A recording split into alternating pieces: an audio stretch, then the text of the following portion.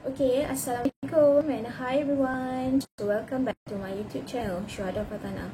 So dalam video kali ini saya akan terangkan mengenai beberapa contoh program yang menggunakan nested control structure. So let's see the first example on the program. Okay, as you can see here, this program is basically to display the diagram of a triangle on the screen. So kalau awak tengok dekat sini, outer loop dia menggunakan for loop, and then the inner loop dia akan menggunakan for juga. So at the end, program awak akan keluarkan output yang macam ni. Dia akan keluarkan star dalam bentuk dan membentuk triangle yang macam ni lah. Okay, so like we see how the program work. Kita akan tengok dalam Dev C++. So saya dah copy and paste the code dekat Dev C++ ni. So now saya cuba compile and then saya akan runkan dulu. Okay, so kat sini output yang keluar sama macam yang dalam slide tadi lah. Okay, so output macam ni. So you all boleh tengok dekat sini kita ada for and then inner loop dia pun for. Dekat outer loop dia menggunakan variable line and then line sebagai condition, and for the inner loop dia akan menggunakan number. So let me show you another example yang similar, tapi dia ada sedikit perbezaan tentang a few things compare dengan example yang kedua ni. Example yang pertama, Alright, so here, okay, saya try run, compile and then run. So you can see here, the output, dia akan jadi macam ni pula. Kalau tadi output macam ni kan. Kalau yang saya baru run tadi, example pertama, output dia macam ni. So now, output dia jadi macam ni pula. So nampak tak apa beza dia? First, dari segi decreasing and increasing. Okay, kalau you tengok dekat sini, dia punya star adalah decreasing, and then this one dia punya star adalah increasing. Dari segi number of line and number of star yang diproduce adalah still sama lah, kan? Okay, so sekarang saya akan tunjukkan macam mana coding ni working. Okay, so kalau macam sebelum ni saya ada terangkan mengenai macam mana program awak akan buat, saya akan terangkan dalam ni, dalam Word. Okay, so here kat sini kita tengok dalam program ni kita buat dua variable, which is line and number. Okay, so kita pergi dulu dekat outer loop. So dekat outer loop ni, kalau awak tengok, program dah initialize line dengan 1. So saya initializekan line dengan 1. And then kita akan check lah, either number of line ni less than equal 6 ke tak. So sekarang number of line dia adalah 1. Jadi 1 kurang sama dengan 6. So true. So if true, the outer loop true, and then dia akan buat inner loop. Okay, so for the inner loop pula, kita dah initializekan 6 sama dengan 6. Okay, so saya letak kat sini 6, and then kita check the condition. Kita check condition untuk inner loop ni. So 6 lagi besar sama dengan line. So 6 sekarang adalah 6, and then line sekarang adalah 1. So 6 lagi besar sama dengan 1. Betul kan? So kalau betul, program awak akan print the star. So kita pun print 1 star kat sini. Okay. After that, kalau you all tengok kat sini, after for ni yang dalam inner loop ni, dia hanya akan execute one statement saja, which is line number. Okay, bila dah print and then program awak akan update. So kalau kat sini awak tengok, dia guna decrement operator. So number sekarang adalah 6, and then 6 minus 1 akan jadi 5. So number 6 sekarang adalah 5. So after update, program awak akan check the condition again. So 6 lagi besar sama dengan 1. So betul. So once betul, program awak akan buat akan print balik lah star tu. Okay, after that bila kita dah print, kita akan update semula. 6 tadi nilai dia 5, and then minus 1 akan jadi 4. Okay, and then check back the condition, 4 larger than equal 1. So betul. If betul, print lagi star. Okay, print lagi star, and then program awak akan update. So 4 sekarang akan jadi 3, and then check again the condition. 3 lagi besar sama dengan 1. So betul, and then print lagi awak punya star ni, punya star, and then update 3 minus 1 become 2, and then check back the condition. Betul, 2 lagi besar sama dengan 1. Betul kan? And then bila betul, print lagi the star, and then update again. 2 minus 1 equal to 1. So here 1 lagi besar sama dengan 1. So betul lah kan? So bila betul, program awak akan print lagi star tu. Okay, and then program awak kemudiannya akan update. So 1 minus 1 will be 0.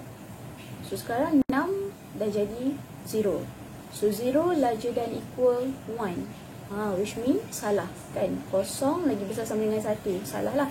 So bila salah, program awak takkan execute line 12 ni.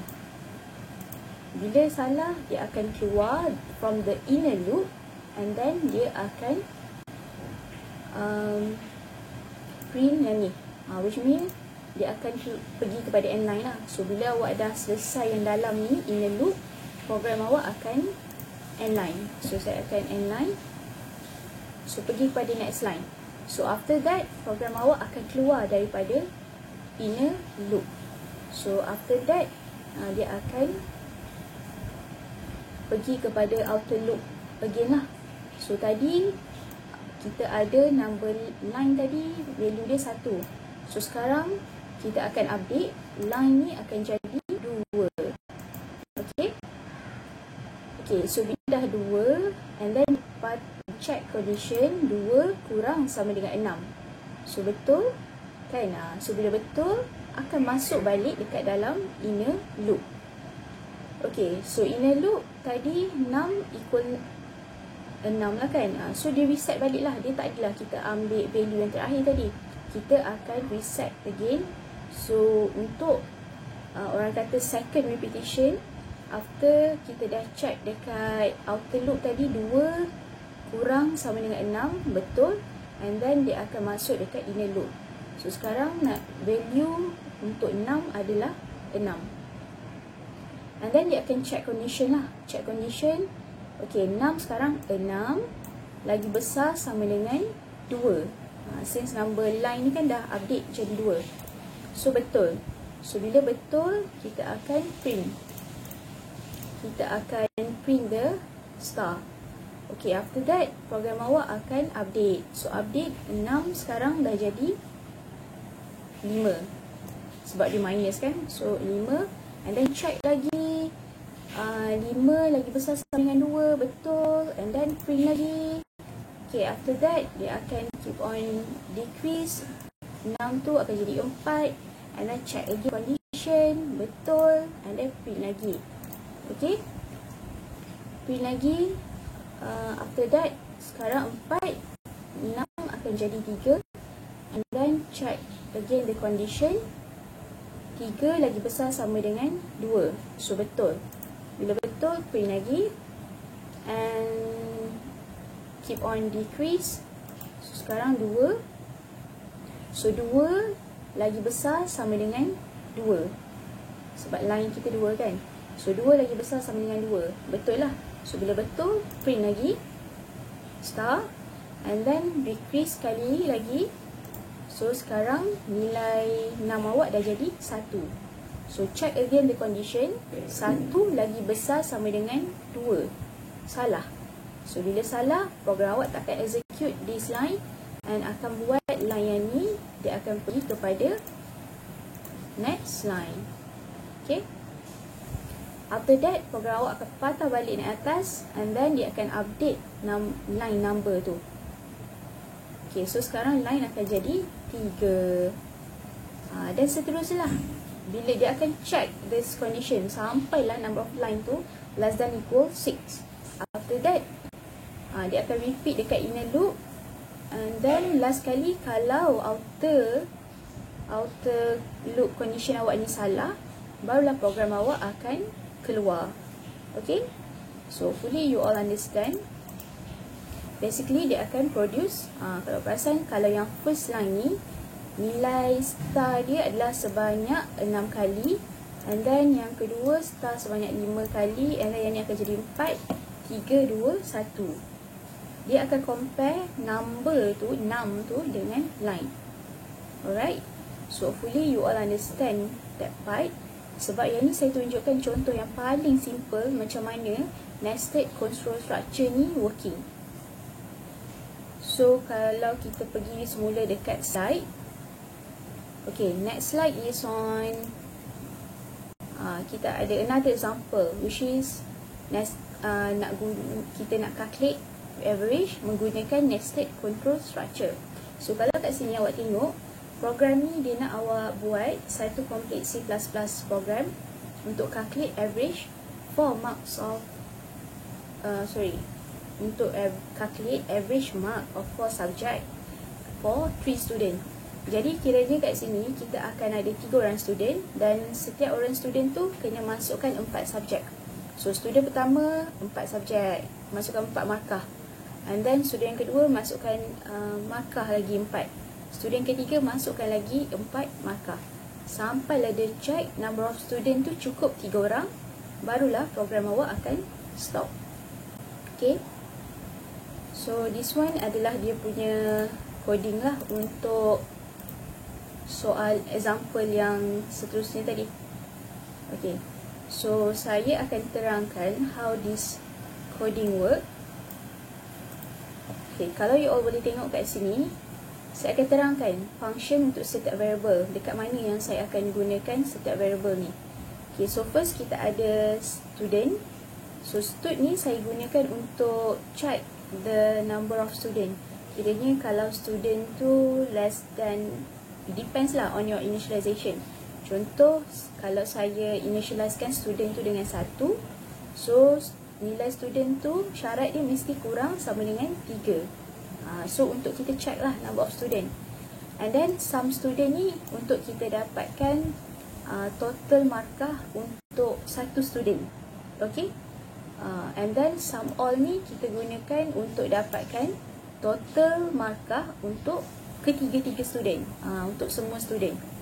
And then markah marks ni untuk markah lah. And then student ID sajalah, this one optional, kita nak dapatkan student punya ID. And then subject, so subject ni kita akan gunakan dalam inner loop, which mean untuk check subjek tu cukup 4 ke tak. Okay. And then on the line 8 ni saya ada declare average mark, since output kita adalah untuk calculate average kan. Okay, so we take a look on the line 10. I already write, saya ada buat tentang this one adalah outer loop. Line 10 ni adalah outer loop yang mana saya check the student. Kalau saya initializekan student tu equal to 1. Kalau student tu 1 and then less than equal 3, betul, condition betul, and then dia akan buat outer loop lah. Dia akan execute dulu yang statement yang ada dalam outer loop. And then lepas dia dah masukkan student ID, barulah program awak akan suruh masukkan markah. So bila nak suruh masuk markah ni, awak boleh guna for loop. Kita akan ada inner loop kat sini, sebab kita tahu markah tu kita nak ulang sebanyak 4 kali. So tak perlulah awak nak buat macam sequence structure, nak kena masukkan enter mark 1, mark 2, mark 3, mark 4. So that one repeated. So bila repeated, tak perlulah nak buat macam tu. So kita boleh simplify it menggunakan for loop. Alright, so dekat sini, okay, dekat sini line 12 ni, kalau you all perasan, kenapa tiba-tiba ada sum student equal 0? Okay, kenapa saya tak initializekan value ni dekat atas ni?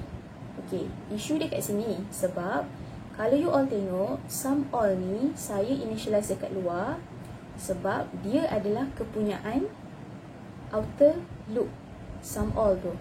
Tapi untuk sum student saya tak boleh initialize dekat luar outer loop sebab sum student ni kita akan gunakan dalam inner loop. That's why saya kena initialize sum student tu dekat dalam outer loop sebab sum student ni akan digunakan dalam inner loop. So kalau you all buat sum student tu, you all initializekan sum student tu dekat luar, nanti program awak akan salah. Alright. Okay, so let me see here. So dekat outer loop ni, program akan minta user masukkan student ID. And then after that, kita akan suruh dia masukkan markah lah. So nak masuk markah sebanyak 4 kali. So every time student masuk markah yang pertama, program awak akan sumkan, akan tambahkan markah pertama, markah kedua, markah ketiga dan markah keempat. Okay, so this one dia akan keep on repeated sampailah cukup 4 subjek. Okay, bila dah cukup 4 subjek, program awak akan buat this line, which means dia akan tambahkan sum all dengan sum student untuk seorang tadi. Okay, and then after that barulah dia patah balik naik dekat line 10, and then number of student tadi akan update, so akan jadi 2 lah sekarang. So dia akan keep on repeating the same thing. Student yang kedua pun dia akan suruh masukkan student ID, and then kena masukkan markah sebanyak 4 kali, and then dia akan dapatkan total mark for one student untuk student yang kedua tadi itulah. Okay, and then dia akan tambahkan. So markah student pertama dan student kedua sekarang dah tambah, and then dia akan pergi kepada outer loop balik, patah balik pergi dekat outer loop, and then sekarang student dah jadi 3. So proses yang samalah akan berlaku sampailah dah complete. Nanti dah salah, condition ni dah salah, condition dekat outer loop ni dah salah, barulah program awak akan buat any statement selepas outer loop. So kalau awak tengok selepas outer loop ni kita ada program kena calculate average mark, and then divide by 3 since kita ada 3 orang student, and then kita akan display the total mark for 3 student, and then kita akan calculate the average for 3 student. So let me compile it, this program, and then kita try. Okay, so as you can see here, this is the output for the program. Nanti you all boleh try sendiri buat program tu and then test. Okay, so for example here I put the student ID 1. Student ID yang pertama tadi adalah 111, and then we enter the marks 60, 70, 80. Okay, and then 90 since for marks, and then for student 2 I put the student ID is 222, and then the mark, any marks 1, 2.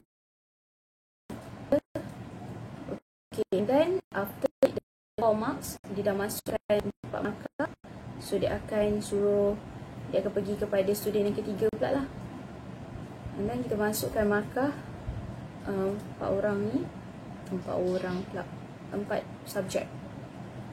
Okay, so after dah complete each repetition, each loop tu dah complete, and then program awak akan display total mark. So total mark for 3 student is 801, and then the average is 263. Okay, so you all boleh try buat this thing dekat rumah, boleh try sendiri. Okay, alright, so hopefully understand macam mana nested control structure ni working. So in the previous video saya dah tunjukkan macam mana nested control structure ni working, and then in this video I already share example and show you macam mana nested control structure ni fungsi. Hopefully you all understand and try to go at home. Okay, right? Thank you. See you again.